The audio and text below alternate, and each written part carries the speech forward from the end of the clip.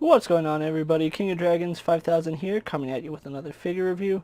Today we'll be having a look at the Bluefin exclusive Mortal Kombat Storm Collectibles Sub-Zero. And so here we have the event exclusive Sub-Zero pose and out of the packaging. Before we take a look at the figure, let's actually run through his accessories really fast. Now, he does come with the exact same accessories as the standard release Sub-Zero. We do get a pair of fists for Sub-Zero. We get a pair of flat palmed hands. We get a pair of grip hands. And then we get a pair of style pose hands. Finally, we get a hand where he is performing the blackout fatality. We do get his ice attack where he is shooting it straight. We get the ice attack where he's shooting it down. We do have a blood squib which does clip onto his foot. And finally, his own unique little accessory is a icy skull and spine, and that looks really, really nice. I am glad that they did change it up just a little bit, but everything else on this we have seen before, from the detailing everywhere, with the exception of his arms, which we'll go more into that right now. So let's actually get a closer look at this Sub-Zero. And so here we have a closer look at the event exclusive Sub-Zero, and like I said, virtually everything is the same on this figure in terms of sculpt. We do have one thing that is different on this figure. The mask, everything from his torso is the same. So if you are looking for a more in-depth look at the Mortal Kombat 3 Sub-Zero, do check out the card that's going to be right up here, because this is essentially a figure that we have seen in the past, with the exception of his arms. I really like these icy arms.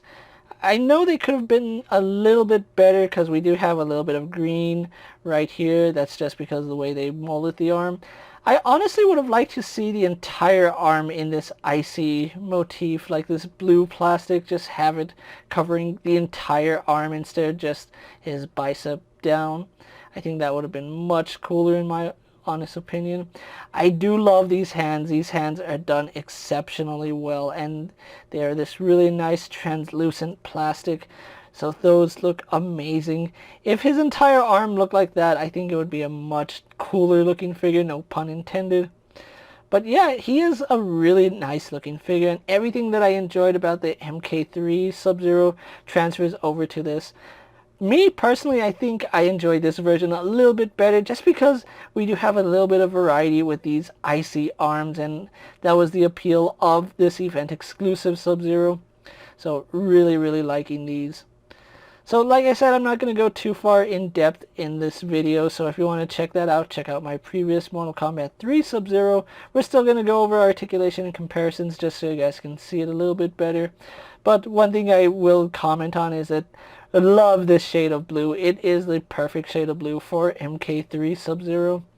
And I'm really looking forward to that unmasked Sub-Zero, which hopefully he is not an exclusive, he's just standard release. But we'll find out later in the month when Storm Collectibles shows off their New York Comic Con stuff. So anyway, that's Sub-Zero for you guys. Let's actually go on to his comparisons. Here we have Sub-Zero posing next to a Marvel Legends Cyclops and a DC Multiverse Superman. Here we have Sub-Zero posing next to a WWE Elite Scale figure and a Mezco 1/12 collective, Popeye the Sailor Man. Here we have Sub-Zero posing next to a Lightning Collection White Ranger and a Star Wars Black Series Mandalorian. And finally, here we have the event exclusive Sub-Zero posed next to the standard Storm Collectibles MK3 Sub-Zero and the MK2 Sub-Zero. So with the comparisons out of the way, let's actually move on to his articulation. Sub-Zero has the standard Storm Collectibles MK3 Ninja articulation. He does have a double ball joint in the head going down to his torso, so we do get some upwards movement.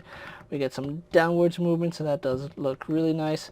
Does tilt side to side very slightly, and that's a really stiff joint. I would really want to take a look at that by disassembling him just to see what's going on in there and just to loosen it up.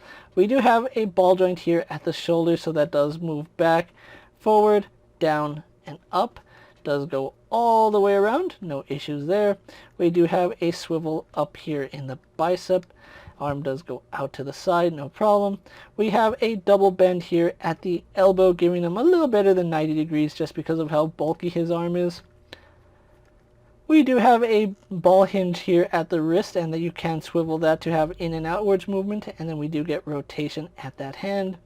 We have a, I'm going to guess it's a double ball joint. His mask is prone to fall off, so there is that. I believe it is a double ball joint here in the torso, so he can lean back and forward.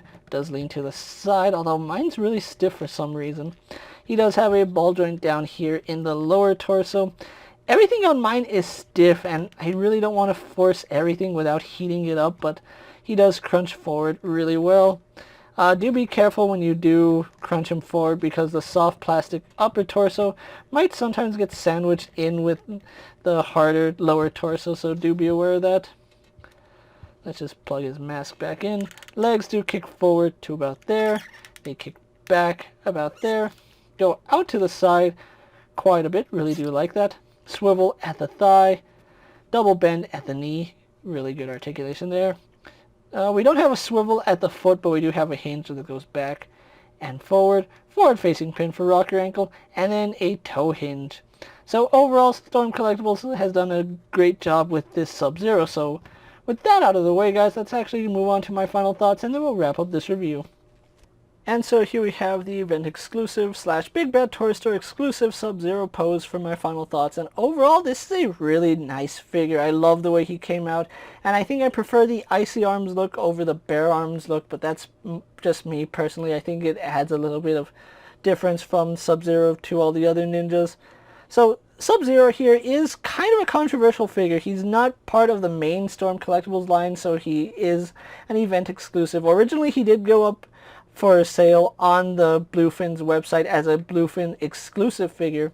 However, it was later announced that Big Bad Toy Store would be getting their own shipments. However, Big Bad Toy Store, at the time I'm making this video, is sold out on pre-orders. I actually got mine from the Bluefin website for about $70, so altogether he was about $80 shipped, which is pretty fair for a Storm Collectibles figure. Now, I know a lot of people are upset that they weren't able to get their own Icy Arm Sub-Zero. I almost missed out on it. I just accidentally found out about it on Instagram and instantly went to the website so I can secure mine.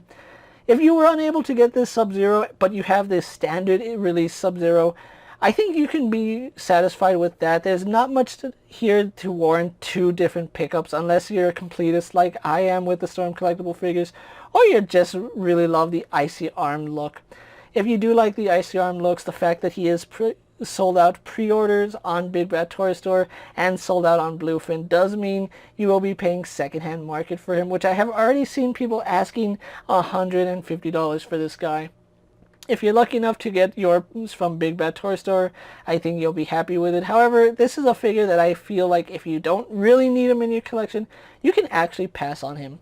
With that being said, guys, I'm KingofDragons 5000. Don't forget to like this video, leave a comment, subscribe to my channel. Go check out all my other action figure reviews as well as all my other Mortal Kombat videos. Hopefully you find them informative. As always, if there's a figure you would like to see me review, let me know down in the comments, and if it's in my collection, I'll definitely have a look at it. While you're at it, check out my Instagram account for new and exciting action figure photos, and as always, ring that bell to be notified every time I upload a video. Until next time, guys, I'll see you later. Take care, everyone.